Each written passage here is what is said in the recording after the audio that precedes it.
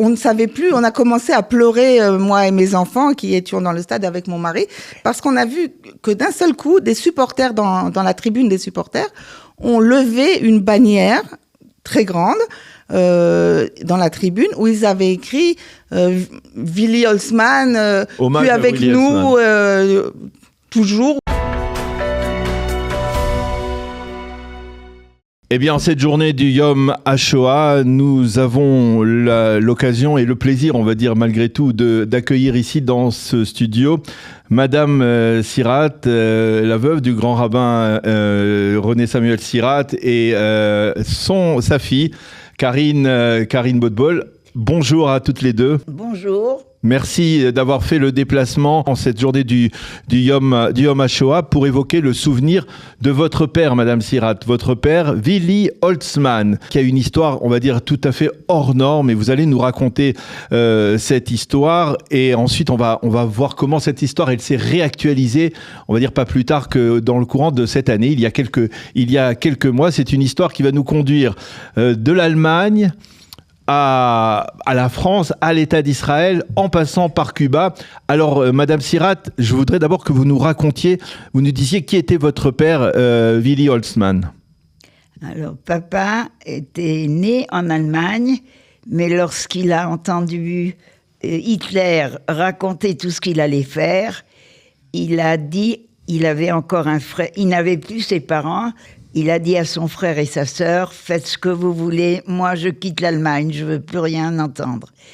Il est parti et il a abouti à Strasbourg. Alors ça c'est, on va dire, c'est très résumé, cette première partie de la vie de votre papa, parce que à l'intérieur, ce que vous nous avez pas dit, et on va en parler, c'est que votre père était footballeur. Voilà. Alors expliquez-nous comment Willi Holzmann est devenu footballeur. Comme jeune homme, il était très sportif et il est rentré dans la la ligue de football allemande, on va dire. Oui. Ça, voilà. C'était, on va dire dans les années 20, et il va participer à une équipe, faire partie d'une équipe qui a une histoire tout à fait particulière parce qu'elle a été créée par un juif. C'est le nom, on le voit derrière nous, Eugen Salomon, c'est le fondateur du FC Mainz 05, c'est-à-dire le FC Mayence. C'est le football club de Mayence, donc qui a été fondé il y a plus de 135 ans par un juif, Eugen Salomon. Tout à fait. Il a joué dans cette équipe, et on va poser la question à Karine, c'est une équipe assez particulière. Le fondateur est un juif allemand, et on va dire très rapidement, la majorité de l'équipe est devenue une équipe juive allemande avant la guerre. Eugen Salomon a créé cette équipe, je pense qu'il a appelé des jeunes qu'il connaissait, comme il était tout à fait dans la communauté. Il connaissait des jeunes juifs sportifs. Il en a pris avec lui pour former l'équipe, un certain nombre. Et de nos jours, on parlera en particulier 12 joueurs de foot qui étaient juifs dans l'équipe. Au moins 12 dont on a retrouvé la trace. Au moins 12, on est bien entendu avant la Shoah, on est dans les années 20. Oui, mon grand-père, on parle des années 20 parce que mon grand-père a encore fait la guerre de 14-18 pour l'Allemagne en tant que soldat allemand. Ah, c'est ça, c'est important. Il a été envoyé en Turquie pour l'Allemagne, pour le compte de l'Allemagne. Et ensuite, en revenant, il est rentré dans cette équipe. Comment vous avez découvert l'histoire de votre père et grand-père footballeur ? Je n'ai pas su ça du tout. Et jusqu'à ce que un supporter de cette équipe, Nils Friedrich, qui est un supporter allemand de cette équipe de Mayence, tout à fait, et qui lui a plongé dans l'histoire de ce club, et c'est lui en fait qui a découvert qu'il y a une période juive dans ce club avant la Shoah. Avant la Shoah, la fondation même du club est une fondation faite par des juifs. Et qui comportait beaucoup de juifs au départ. Et lui, il a été passionné par... il aime tellement son club que pour lui, ça a été une passion. Il est rentré dans ce sujet. Alors, il a un travail autre qui n'est pas lié. Ouais. Il fait tout à fait autre chose. Et c'était sa passion, ses heures libres. Pourtant, il a une famille, etc. Et il a passé beaucoup, beaucoup de temps à faire des recherches sur les 12 joueurs, y compris le fondateur Eugen Salomon. Et il a retrouvé trouvé la trace de 12 personnes, de 12 footballeurs juifs, qui étaient des jeunes footballeurs à l'époque, avant la guerre. Et certains ont survécu et ont continué leur vie après la guerre. Et d'autres, malheureusement, ont été déportés et ne sont jamais revenus. Dont Eugène Salomon lui-même. Eugène Salomon lui-même a été persécuté. Il avait fui vers la France. Au moment de au début de la Seconde Guerre mondiale. Oui, il a fui vers la France. Il avait même ouvert une affaire en France et il commençait à se réinstaller en France. Et il a été repris par la milice française ou par des équipes. Par la Gestapo, oui. Par la Gestapo et renvoyé en Allemagne. Et d'Allemagne, lui et toute sa famille ont été envoyés dans les camps et il n'est jamais revenu. Il n'est jamais revenu. Donc il y a on va revenir sur le voyage que vous avez effectué récemment, mais je voudrais quand même revenir avec Madame Sirat sur l'histoire de votre papa. Vous nous disiez qu'effectivement au moment de la Shoah, ou juste avant, lorsqu'il a senti que Hitler allait mener sa politique anti-juive, eh bien il a quitté vers Strasbourg. C'est là où vous êtes née, Madame Sirat ? Oui. Comment votre père, le footballeur Willy Holzmann, a traversé la Shoah? Qu'est-ce qui s'est passé? Comment il a réussi à échapper aux nazis? Il est arrivé à Strasbourg. Première chose, il cherchait du travail. Il a fini par trouver quelque chose. Enfin, il vendait des costumes, quelque chose comme ça, au batelier, parce que Strasbourg, il y a le Rhin, et beaucoup d'affaires se faisaient par le Rhin. Lorsque la guerre est déclenchée, qu'est-ce qu'il fait? Pour le moment, il est à Strasbourg, il essaye de s'en sortir. Il était religieux. Papa parlait couramment le français et l'allemand. Et au bout d'un certain temps, ses amis de travail, ses copains, lui ont dit « Willy, ne reste pas ici, tu es soupçonné d'être espion. » Du coup, papa a fait tout ce qu'il a pu pour trouver un visa pour pouvoir partir ailleurs. Un visa pour partir à l'étranger. À l'étranger. Entre-temps, il s'est marié avec maman et on est parti à Marseille. Et là, on a pris un des bateaux qui partait et on ne savait pas au départ où est-ce qu'on allait. Et on est resté 6 semaines en mer. Et vous arrivez finalement où? Sur une île, à Tiscornia. C'est une île en face de Cuba qui prenait les réfugiés au départ, qui faisait peut-être un certain tri pour voir si on pouvait les laisser rentrer à Cuba. Le Joint a payé per capita à Batista, qui était le dirigeant de Cuba, pour l'entrée des Juifs. Donc, les gens étaient arrêtés en premier lieu à Tiscornia. Dans une petite île très proche de Cuba. Et ils sont passés dans des baraquements séparés, hommes et femmes. Pour femmes de l'autre. Quelques semaines à Tiscornia, dans cette île, jusqu'à ce que les gens étaient acceptés ensuite à rentrer à Cuba. Vous vous souvenez de votre arrivée à Cuba?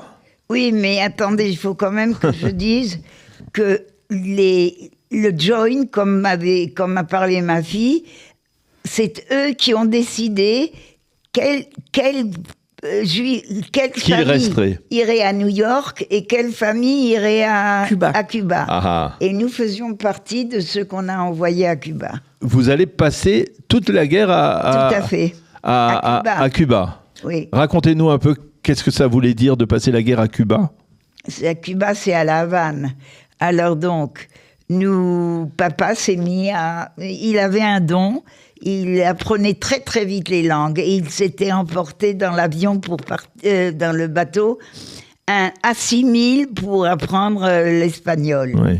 Donc, arrivé à Cuba, il a cherché à gagner un peu d'argent.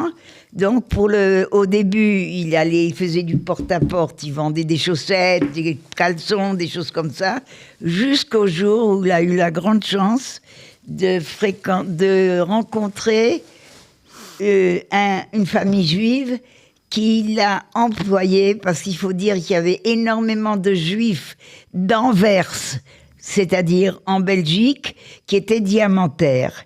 Et ils ont employé papa dans leur usine de diamants. Et c'est comme ça que votre famille a passé la guerre. Oui. Alors tout de suite après la guerre, au moment de la libération, qu'est-ce que vous décidez de faire? Les parents de maman habitaient à Limoges après la guerre et nous sommes allés chez eux pendant quelques années. Donc votre père, vos parents ont survécu donc à la Shoah, bien entendu. Ils y ont échappé de manière presque, on va dire, miraculeuse, parce qu'il fallait avoir de la présence d'esprit pour aller chercher un visa à ce moment-là pour l'étranger, hein, n'est-ce pas, Karine? Oui, ce que je veux rajouter, c'est que, à part de la présence d'esprit, bien sûr, mon grand-père a été prévenu par des amis, confirmé par Niels, le supporter, qui a fait des recherches vraiment précises avec des documents, qu'il était noté dans la Gestapo, dans certaines listes, qu'il était considéré comme un espion au profit de la France, qu'il allait traîner, soi-disant, à côté des péniches, avec comme alibi le travail, mais qu'en réalité, il donnait des informations sur l'Allemagne à la France, et ses amis lui ont dit « tu ferais bien de partir ». Maintenant, quoi, sur le champ. Voilà. Alors, ça nous permet de revenir à Niels et à ce supporter donc qui a décidé d'enquêter. Hein, on peut dire vraiment, c'est une enquête qu'il a menée pour retrouver les descendants des Juifs qui ont formé à un certain moment avant la guerre cette équipe de football allemand de Mayence. Alors, racontez-nous d'abord comment il vous a contacté et puis ce voyage que vous avez effectué il y a quelques mois avec votre mari, avec vos enfants à Mayence. Quand Niels m'a contacté, il avait tellement de connaissances que j'étais très loin d'avoir sur la jeunesse de mon grand-père. J'ai commencé à faire des recherches en premier sur Facebook pour voir qu'est-ce que je pouvais trouver sur ce Niels, qu'est-ce que je pouvais trouver sur ce club, etc. Et comme ça, à ma plus grande stupéfaction, je suis tombée sur un club de supporters israéliens de ce club FSB Mainz 05, en ivrite sur Facebook. Et j'ai été interloquée de voir ça. J'ai dit, des Israéliens qui s'intéressent à cette petite ville et au club de cette petite ville, c'est carrément incroyable. Et donc, je leur ai laissé un message sur leur Kvutsa, sur leur groupe de Facebook. En moins d'une heure, la responsable de ce groupe m'a contactée. Et elle m'a parlé de ce fait. Elle m'a dit, mais justement, j'organise, on était peut-être au mois d'octobre à ce moment-là, j'organise pour Hanouka un voyage des supporters israéliens de ce groupe, de ce football club à Mayence. Nous allons aller voir 2 matchs de foot qui vont avoir lieu à cette époque. Et par ailleurs, on va aussi entendre parler de ces 12 footballeurs oubliés. Ils ont un nom, si vous voulez, ils ont un nom là-bas. Ils parlent des 12 footballeurs oubliés. C'est comme ça que c'est le titre qu'ils donnent à cette affaire. Et la personne qui a fait cette recherche va nous expliquer, va nous faire un tour en ville pour nous montrer les habitations de ces gens-là, va nous raconter l'histoire de certains de ces gens-là. Et si tu viens en particulier, cette personne va se dévouer, va s'intéresser encore plus parmi les 12 à ton grand-père Willy Holtzmann. Elle m'a dit, écoute, jusqu'à présent, tu ne t'es pas intéressé, peut-être. Et voilà, mais là, il y a un aspect historique qui vaut la peine. Et nous avons été reçus comme des rois et par Niels, comme si on était... enfin, j'ai retrouvé des vrais survivants, des vrais descendants de ces 12 personnes qui ont créé notre équipe. Et ce monsieur est venu passer un quart d'heure avec nous et nous a parlé, nous a remerciés. L'un des instants les plus importants, vous étiez dans le stade. Je crois que c'est un instant émouvant. Ah, c'était tellement incroyable. On ne savait plus. On a commencé à pleurer, moi et mes enfants, qui étions dans le stade avec mon mari, parce qu'on a vu que d'un seul coup, des supporters dans la tribune des supporters ont levé une bannière très grande dans la tribune où ils avaient écrit Willy Holtzmann, plus avec nous, toujours, ou quelque chose comme ça.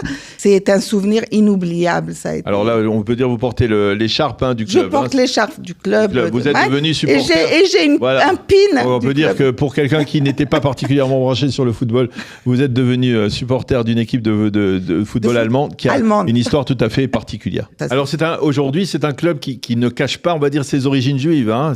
Au contraire, puisque Niels a écrit un livre, on peut dire un livre ou une reverette, comment on dit, une brochure. Une brochure sur les 12 footballeurs et qu'il a publié, et il a fait une exposition qu'on peut visiter à l'intérieur du club. Il fait des conférences sur cette histoire. Sur cette histoire-là.